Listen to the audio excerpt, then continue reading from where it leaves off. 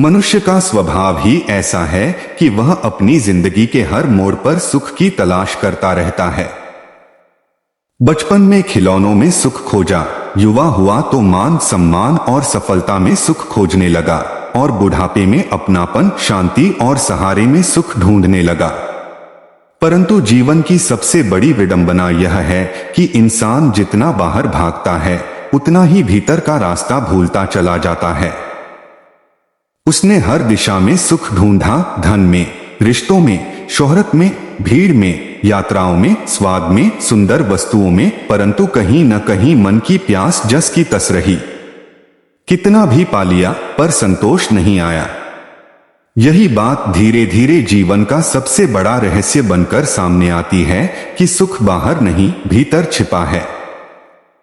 मन जो बेचैन है वह चाहे कितने भी सुंदर दृश्य देख ले, कितने भी बड़े महल बना ले, कितनी भी आलीशान गाड़ी में घूम ले, फिर भी संतोष की अनुभूति नहीं कर सकता। क्योंकि सुख किसी वस्तु का नाम नहीं, सुख एक अनुभूति है, और अनुभूति हमेशा भीतर से आती है। जैसे सूरज की रोशनी बाहर से नहीं आती, वह स्वयं सूरज के भीतर से निकलती है, ठीक उसी प्रकार सुख भी हमारे मन के भीतर की रोशनी है। पर इंसान दुख की एक छोटी सी छाया देखकर घबरा जाता है और बाहर भागने लगता है, मानो बाहर की चीजें उसके भीतर की खाली जगह भर देंगी। जबकि सच्चाई यह है कि भीतर की खाली जगह केवल भीतर की रोशनी से ही भर सकती है। जब मनुष्य बाहरी साधनों से सुख खोजता है तो वह क्षणिक मिलता है, कुछ पल के लिए। जैसे कोई नया फोन, नया कपड़ा, नया घर, नई सफलता, ये सब कुछ समय तक अच्छा लगता है, पर धीरे धीरे मन उसी पुरानी बेचैनी में लौट आता है। क्यों? क्योंकि बाहर की चीजें हमारी इच्छाओं को संतुष्ट कर सकती हैं, पर हमारी आत्मा को नहीं। आत्मा को चाहिए शांति, प्रेम, अहंकार का त्याग और ईश्वर से जुड़ा। जब तक अंदर का मन साफ नहीं होगा तब तक बाहर की दुनिया लाख सुंदर हो फिर भी मन भरा हुआ महसूस नहीं करेगा। बहुत से लोग अपनी पूरी उम्र दूसरों को खुश करने में बिता देते हैं, कभी परिवार, कभी समाज, कभी दोस्त, कभी पूरी दुनिया। वे सोचते हैं कि अगर सभी उन्हें पसंद करेंगे, सराहेंगे, सम्मान देंगे, तभी सुख मिलेगा। पर जितना बाहर से पहचान की उम्मीद करते हैं उतना ही भीतर खालीपन बढ़ता जाता है। क्योंकि असली पहचान बाहर की तालियों में नहीं बल्कि भीतर की शांति में छिपी है। जो खुद को पसंद करता है उसे दुनिया की पसंद की जरूरत नहीं पड़ती। यह बात समझना आसान है पर महसूस करना कठिन। इंसान को दुख तब ज्यादा होता है जब वह खुद से दूर हो जाता है, जब वह अपने मन की आवाज नहीं सुनता, जब वह दुनिया के शोर में खो जाता है, जब वह दूसरों की लाइफ से अपनी तुलना कर करके अपने जीवन की खूबसूरती को भूल जाता है। असली सुख उसी पल से दूर होने लगता है। लेकिन जैसे ही मनुष्य अपने भीतर झांकना शुरू करता है उसे पता चलता है कि दुनिया चाहे लाख तरफ खींचे पर उसकी आत्मा का द्वार केवल भीतर से ही खुल सकता है। और जब यह द्वार खुलता है तो जो शांति, जो प्रेम, जो नीरवता, जो आनंद भीतर से निकलता है वह किसी बाहरी सुख से तुलना ही नहीं कर सकता। ईश्वर ने मनुष्य के भीतर एक अद्भुत शक्ति रखी है, संतोष की शक्ति। पर यह शक्ति तभी जागृत होती है जब मनुष्य बाहर भागना बंद करता है और अपने भीतर की दुनिया को समझने लगता है। बाहर की दुनिया तो हमेशा बदलती रहती है, लोग बदल जाते हैं, परिस्थितियां बदल जाती हैं, समय बदल जाता है, पर भीतर की दुनिया स्थिर है, शांत है और अनंत है। जिस दिन कोई व्यक्ति भीतर के इस अनंत को महसूस कर लेता है वह बाहरी चीजों पर निर्भर रहना छोड़ देता है। फिर उसका सुख कभी चोरी नहीं होता, टूटता नहीं, घटता नहीं। क्योंकि यह सुख किसी वस्तु पर आधारित ही नहीं होता, यह आत्मा की रोशनी पर आधारित होता है। सुख तब आता है जब मनुष्य अपनी सोच को बदलना शुरू करता है। जब वह चीजों की कदर करना सीखता है, शिकायत छोड़ देता है, हर स्थिति में अच्छाई तलाशना शुरू कर देता है। जब वह किसी साधारण सी धूप में भी आनंद महसूस करता है, किसी शांत हवा में भी ईश्वर का स्पर्श पाता है, किसी मुस्कान को भी आशीर्वाद समझता है, तब सुख जन्म लेता है। सुख एक मानसिक अवस्था है, कोई बाहरी वस्तु नहीं। और यह अवस्था तभी बनती है जब मनुष्य अंदर से साफ, शांत और प्रेम से भरा हुआ हो। कभी कभी जीवन में सबसे कठिन समय भी हमें भीतर के सुख का रास्ता दिखाने के लिए आता है। जब बाहर की दुनिया से उम्मीद टूट जाती है, तब हम मजबूर होकर भीतर की तरफ देखते हैं, और वही पल सबसे पवित्र पल बन जाता है, क्योंकि भीतर हम अपने असली रूप से मिलते हैं, उस रूप से जो ना दुखी होता है, ना खुश, ना टूटता है, ना जुड़ता है, ना जीतता है, ना हारता है। वह बस होता है, एक नीरव, प्रकाशमय, दिव्य अस्तित्व। उस क्षण मनुष्य समझ जाता है कि सुख उसकी किसी हार जीत में नहीं था, किसी वस्तु में नहीं था, किसी व्यक्ति में नहीं था। सुख तो वह स्वयं था। वह अपने ही सुख का स्रोत था, बस ध्यान बाहर लगाकर वह उसे भूल गया था। संसार की सबसे बड़ी यात्रा बाहरी नहीं, बल्कि आंतरिक यात्रा है। और जो व्यक्ति यह यात्रा शुरू कर देता है, उसकी चाल बदल जाती है, उसकी आंखें बदल जाती हैं, उसका स्वभाव बदल जाता है। वह लोगों में कमियां ढूंढना छोड़ देता है और गुण देखने लगता है। वह धन, छवि और प्रसिद्धि के पीछे नहीं भागता, बल्कि शांति, प्रेम और करुणा को महत्व देता है। उसका दृष्टिकोण बदल जाता है, और दृष्टिकोण बदलते ही जीवन बदल जाता है। क्योंकि जीवन वैसा नहीं होता जैसा हम देखते हैं, जीवन वैसा ही होता है जैसा हमारा मन उसे देखता है। जब व्यक्ति अपने भीतर के सुख को पा लेता है, तो बाहर की छोटी छोटी परिस्थितियां उसे हिला नहीं पाती। वह मुस्कुराता है, शांत रहता है, करुणामय हो जाता है। उसे अपने भीतर ईश्वर की उपस्थिति महसूस होने लगती है। और वही सबसे बड़ा सुख है। ईश्वर का अनुभव केवल मंदिरों में नहीं होता, बल्कि अपने भीतर की गहराई में होता है। मंदिर तो याद दिलाने के लिए हैं कि ईश्वर है, पर आत्मा तो बताती है कि ईश्वर तुम्हारे भीतर है।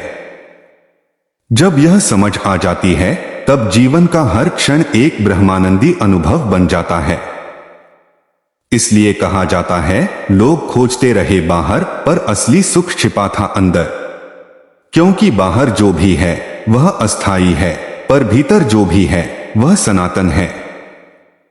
बाहर जो मिलता है वह बदलता है, भीतर जो मिलता है वह स्थिर है।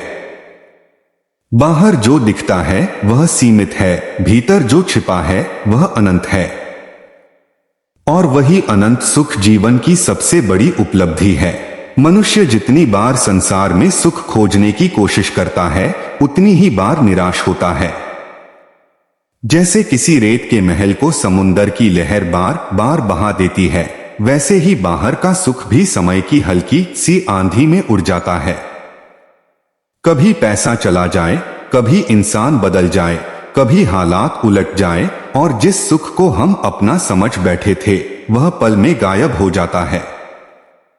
यही वजह है कि संसार का सुख कभी स्थायी नहीं रहा। परंतु जब मनुष्य अपने भीतर झांकता है, तो जो धरोहर उसे मिलती है वह किसी तूफान से नहीं टूटती। उस पर समय का कोई असर नहीं होता, क्योंकि वह सुख किसी वस्तु पर आधारित नहीं, बल्कि आत्मा की पवित्रता पर आधारित होता है। सच्चा सुख भीतर इसलिए है क्योंकि भीतर कोई परछाई नहीं है। बाहर का सुख हमेशा दो का खेल है, कभी जीत हार का, कभी प्रशंसा निंदा का, कभी लाभ हानि का। लेकिन भीतर का सुख केवल एक का अनुभव है, स्वयं का। जब मनुष्य स्वयं से मिलता है तो एक अद्भुत शांति में डूब जाता है।